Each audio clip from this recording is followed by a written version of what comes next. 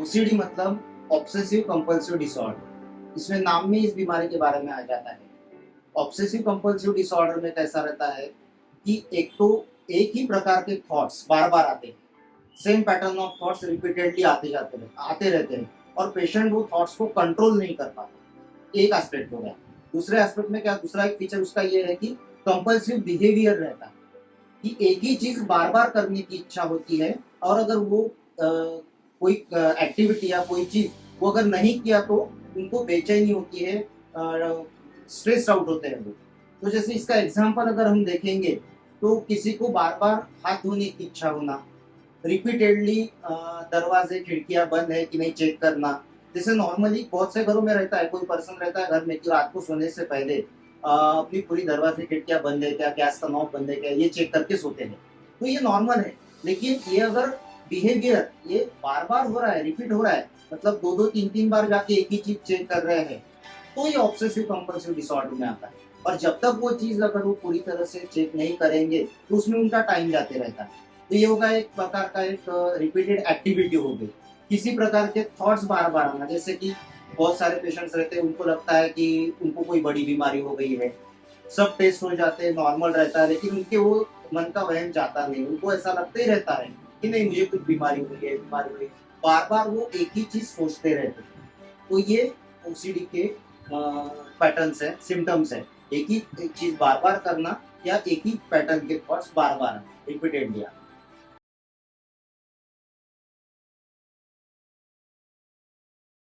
कोई भी जब डिसऑर्डर रहती है, साइकेट्रिक डिसऑर्डर रहती है, तो उसका तीनों एरियाज ऑफ लाइफ पे कुछ ना कुछ तो भी परिणाम होता ही है। जैसे मेन एरियाज ऑफ लाइफ कौन से अपने, पर्सनल लाइफ होता है, सोशल लाइफ होता है और प्रोफेशनल लाइफ होता है। तो जैसे ओसीडी के बारे में अगर हम कहें तो ये पेशेंट्स जनरली बार बार, अगर जैसे एक एग्जांपल देता हूँ, मेरे पास जो पेशेंट्स आते हैं उनका एक एग्जांपल मैं आपको बताता हूँ।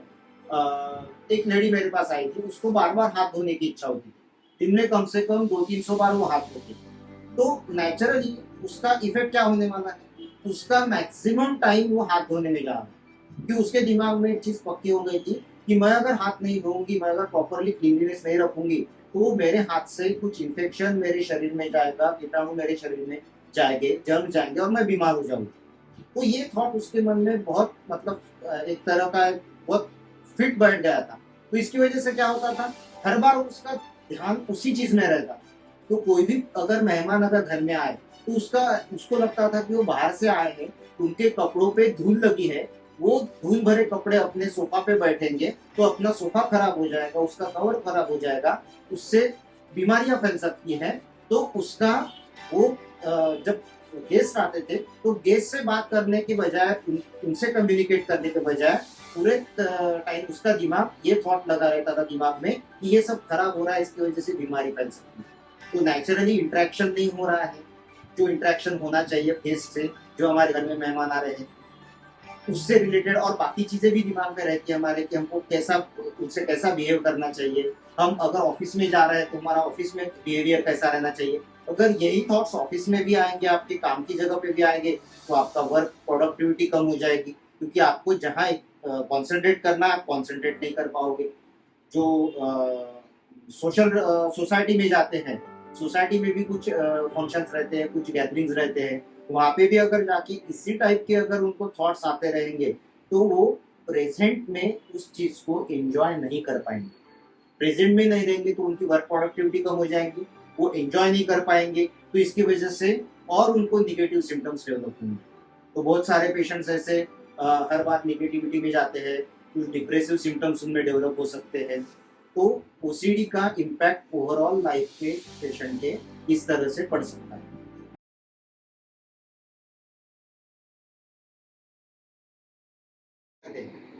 उसमें कैसा है, दो टाइप के ट्रॉमा रह सकते हैं, फिजिकल ट्रॉमा या फिजिकल कुछ चीज होना, और साइकोलॉजिकल होना। जैसे आपने बताया कि कुछ एरियाज में कुछ प्रॉब्लम्स कॉमन है, जैसे अभी आपने मार्शिप्रेसिस में, या जैसे फंगस है या कोई इन्फेक्शन है, तो अगर जिसका माइंड थोड़ा सा, मतलब हम डायरेक्ट ये नहीं बोलेंगे कमजोर, लेकिन जो थोड़ा सा वीक रहता है, तो उसको दिमाग में वो बार बार आते रहती है चीजें कि ये बीमारी तो नहीं होगी, ये बीमारी तो नहीं होगी, तो उनको होने के चांसेस रहते हैं। एक ये चीज हो गई।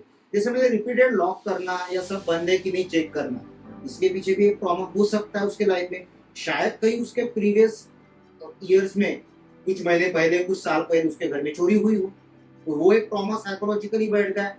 इसीलिए प्रॉपरली वो आदमी बार बार चेक कर रहा है कि मेरे सब दरवाजे खिड़कियां बंद है क्या, ये सब बंद है क्या, वो सब बंद है क्या।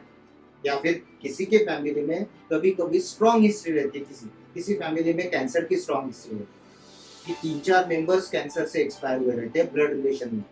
जैसे नाना नानी में से हो गया, या मौसी हो गए, या उधर चाचा हो गए, बुआ हो गए, दादा दादी हो गए।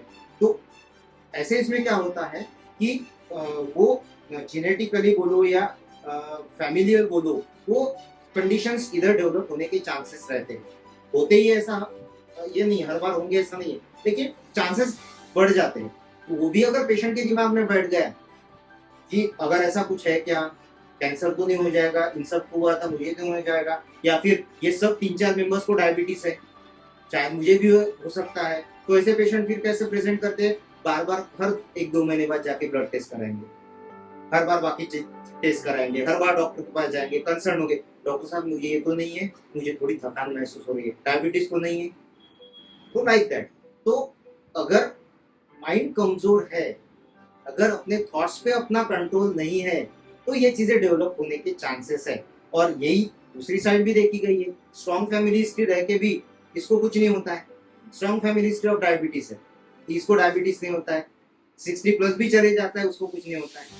तो आप यहाँ से कितने स्ट्रॉन्ग हो, माइंड कितना स्ट्रॉन्ग है, आप कितना पॉजिटिव थिंक करते हो, कितना हर चीज को पॉजिटिवली लेते हो, उस पर यह सब डिपेंड करता है कि कितना अफेक्ट होगा कितना नहीं।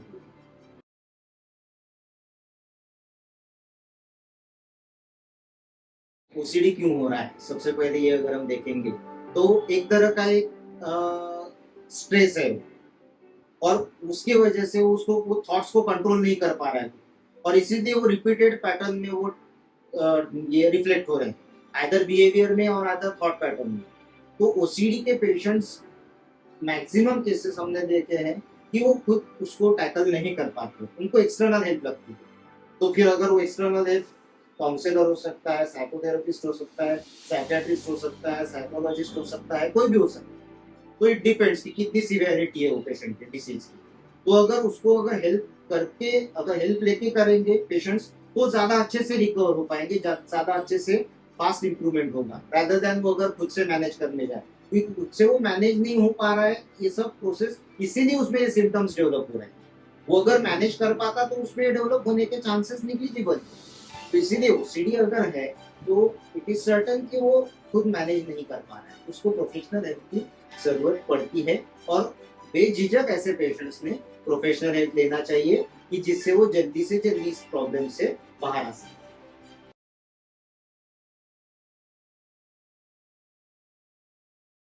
रिलैप्स के चांसेस हो सकते हैं, लेकिन कैसा है कि वो एक पेशेंट उस चीज को कितना फॉलो करता है, जो इंस्ट्रक्शंस दिए हैं, जो टेक्निक्स पेशेंट को दिए हैं, वो अगर वो थ्रू आउट लाइफ उस चीज को फॉलो करता है, तो रिलैप्स के चांसेस बहुत कम रहते हैं। मैं नहीं रहते ये नहीं बोलूंगा, कम रहते हैं।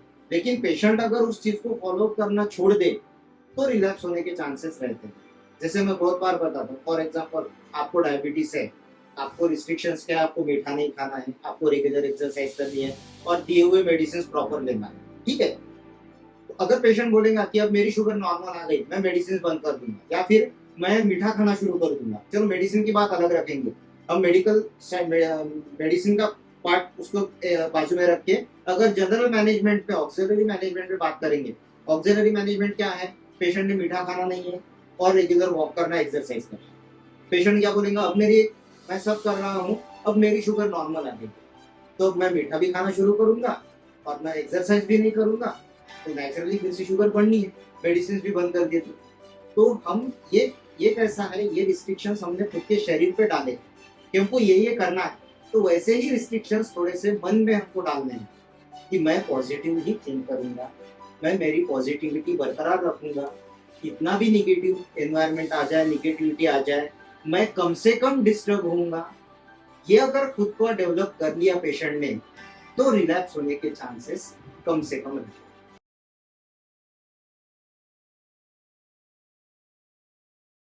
ओसीडी का पेशेंट नॉर्मल होने के चांसेस रहते हैं उसके लिए दो चीज़ें करनी पड़ती है। एक तो मतलब ट्रीटमेंट करनी पड़ती है, ट्रीटमेंट में एक तरह का मतलब मेडिसिन देने पड़ते हैं। जैसे मैं होम्योपैथिक डॉक्टर हूँ तो मैं होम्योपैथिक मेडिसिन देता हूँ। और काउंसलिंग और साइकोथेरेपी एक दूसरा जरिया है ट्रीटमेंट का। दोनों में क्या होता है, सबसे पहले तो पेशेंट ने एक्सेप्ट करना चाहिए कि मुझे ये प्रॉब्लम है। Acceptance is the first step of treatment. तो पहले एक्सेप्ट किया पेशेंट ने कि मुझे ये प्रॉब्लम है, तो फिर आगे चल के उसको रेक्टिफाई करने के लिए हमारे पास बहुत सारे सॉल्यूशंस रहते हैं। अगर हमने पेशेंट ने प्रिस्क्राइब मेडिसिन अगर प्रॉपरली लिए और जो जो टेक्निक्स हम उनको बता रहे हैं थ्रू काउंसलिंग और साइकोथेरेपी, उसको अगर वो स्टेप बाय स्टेप उसको अडॉप्ट करके अगर उसको इम्प्लीमेंट करते गए तो पेशेंट धीरे धीरे इम्प्रूव होना शुरू होता है। कोई मैजिक स्टिक नहीं है कि आज आप बताएंगे और कल या 2 दिन में 4 दिन में पेशेंट ठीक हो जाएगा। क्योंकि ये पेशेंट्स, ये बीमारियां जैसे ओसीडी का अगर हम बात कर रहे हैं तो काफी it takes long time to develop. एकदम से नहीं डेवलप होता है, काफी सालों से वो धीरे धीरे डेवलप होते जाता है या कुछ महीनों से डेवलप होते जाता है, सडनली नहीं होता है। तो उसको ट्रीटमेंट भी उसी तरह से होता है, ग्रेजुअली वो इम्प्रूव होते जाता है। सिर्फ पेशेंट का कॉपरेशन चाहिए। पेशेंट का कॉपरेशन क्या चाहिए? पेशेंट ने प्रॉपर मेडिसिन लेना, time to time follow up देना, और जो हम इंस्ट्रक्शंस दे रहे हैं वो उसको प्रॉपरली अगर फॉलो अडॉप्ट करके इम्प्लीमेंट करके अगर वो आगे जाएंगे तो सर्टनली पेशेंट कुछ टाइम के बाद में नियर टू नॉर्मल आ सकता है।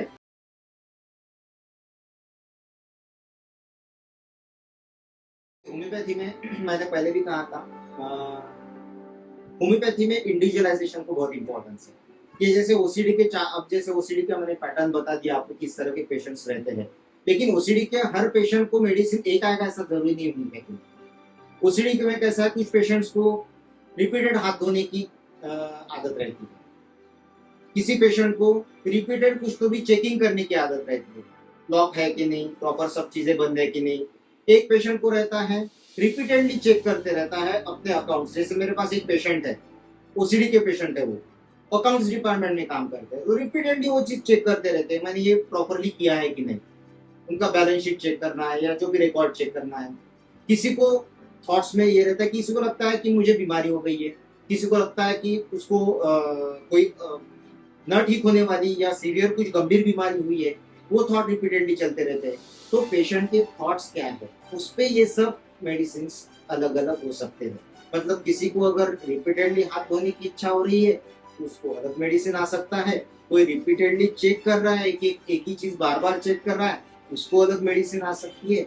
किसी को अगर कोई पर्टिकुलर चीज बैठ गई दिमाग में, हार्ट डिसीज है या किसी को लगता है कि कुछ कैंसर हो गया है, रहता नहीं है लेकिन पेशेंट को लगता है कि कैंसर हो गया। एक पेशेंट थे मेरे पास, एक लेडी थी, उसको लगता था कि उसको रिपीटेडली एसिडिटी और वोमिटिंग होती थी, दैट वाज स्ट्रेस ओरिएंटेड, लेकिन उसके दिमाग में ये पक्का बैठ गया था कि ये मेरे बीमारी कुछ तो भी इनक्यूरेबल डिसीज है मेरे इसमें, और वो इनक्यूरेबल डिसीज मोस्ट मतलब उसका कॉज कैंसर है, मेरे शरीर में कुछ तो भी कैंसर डेवलप हुआ है, कोई मुझे बता नहीं रहा।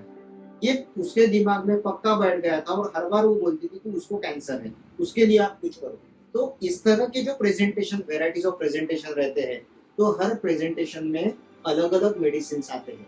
तो होम्योपैथी में क्या रहता है, जिस तरह से प्रेजेंट करता है, एक तो हो गया डायग्नोसिस, डायग्नोसिस होगा कि ये सिम्टम्स है, और डायग्नोसिस में भी इंडिविजुअल फीचर्स रहते हैं कि कोई इस तरह से प्रेजेंट कर रहा है, कोई इस तरह से कर रहा है, कोई इस तरह से कर रहा है, अलग अलग टाइप के प्रेजेंटेशन है बीमारी में भी। तो अलग अलग टाइप के प्रेजेंटेशन में अलग अलग टाइप के मेडिसिन आते हैं, तो उस पेशेंट में कौन सा है वो स्टडी करके एनालाइज करके उसको वो ट्रीटमेंट दिया जाए।